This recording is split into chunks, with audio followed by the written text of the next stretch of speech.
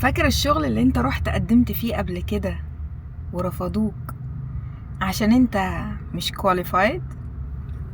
فاضطريت ان انت تخرج وتشتغل على نفسك اكتر وتاخد كورسات وتثقف نفسك عشان تبقى كواليفايد للشغل اللي بعده عشان تقدم فيه ويقبلوك.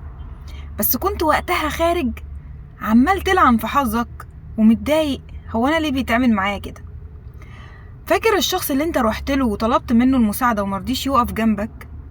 لما طلبت منه معلومة عشان يمدك بمعلومة صغيرة ومرضيش، فاضطريت ان انت تبحث على النت وتجتهد وتعتمد على نفسك. فوانت بتبحث كده في النت لقيت معلومات زيادة، وبداية خيط دخلتك لحاجات تانية معلومات اكتر، فاستفدت لقيت نفسك مستفيد اكتر. واخد بالك انت؟ فاكر الشخص اللي هو اذاك وانت كنت بتحبه قوي وبتخاف على مشاعره جدا، وعمال تقول يا ربي هو انا ليه بيتعامل معايا كده، هو ليه بيعاملني كده؟ نفس الشخص ده برضو لا، اضطريت ان انت تعامل نفسك على انك انت ما ينفعش يتعامل معاك كده. بدأت تحس قيمة لنفسك، بدأت تشتغل على نفسك اكتر، بدأت تثقف نفسك، بدأت تحس الجوهر اللي جواك، وبعد كده تقعد تفكر كده وتقول ايه ده، هو ده اللي انا كنت عايزه، هو ده اللي انا كنت بفكر فيه.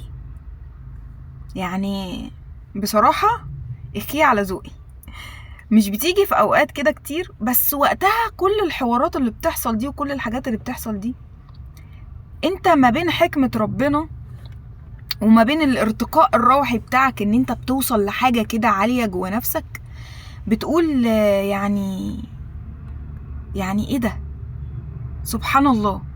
بقى انا كنت معترض وعمال اعيط واقول ليه يا رب بيتعمل معايا كده، استغفر الله العظيم يا رب.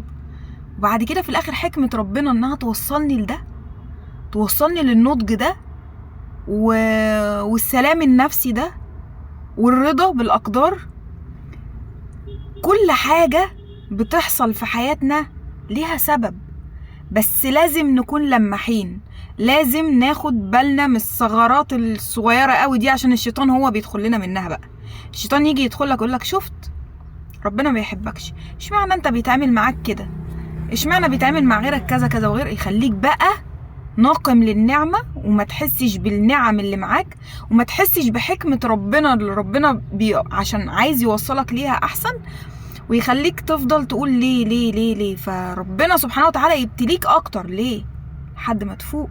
في ناس يا جماعة مش بتاخد بالها من نفسها ومش بتفوق الا غير بالصفعات.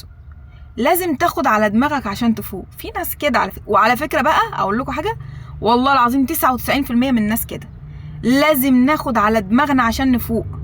ما هي كده بقى، بيقولك ما يقعش الا الشاطر، بس الشاطر اللي يعرف يقوم تاني، اللي يعرف يقوم تاني، مش يفضل ايه قاعد في الارض وبارك زي ما بيقولوا كده زي الجمل.